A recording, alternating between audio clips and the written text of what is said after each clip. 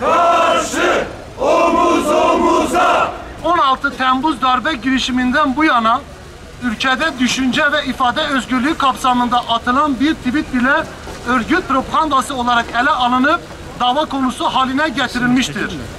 Ülkede neredeyse soruşturma, kovuşturma altında olmayan, hapis cezası almayan tek bir yurttaş yoktur.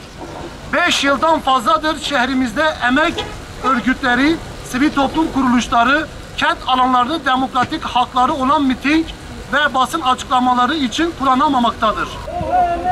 Kayyuma, CHK'ye son.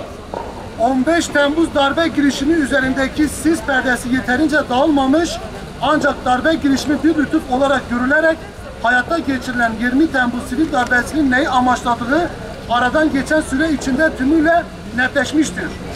Sivil darbe uygulamalarıyla OHAL döneminde bile askıya alınamayacak olan temel hak ve özgürlükler çiğnenmiş, darbe girişimi her türlü antidemokratik uygulamanın gerekçesi haline getirilmiştir.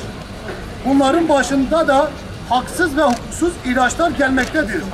Herkesin çok iyi bildiği gibi hukuken somut verilere, yargı kararlarına, mevzuata uygun yürütülen idari soruşturmalara dayanmayan tüm kararlar yasa dışıdır. Direne, direne kazanacağız.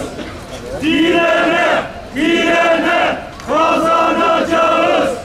Berhu'dan Şiyane, Berhu'dan Şiyane, Berhu'dan Şiyane. 300'ün üzerinde belediye işçisi yıllardır davalarını kazanmış olmalarına rağmen maalesef kayıp yönetimi tarafından işlerine başlatılamamaktadılar.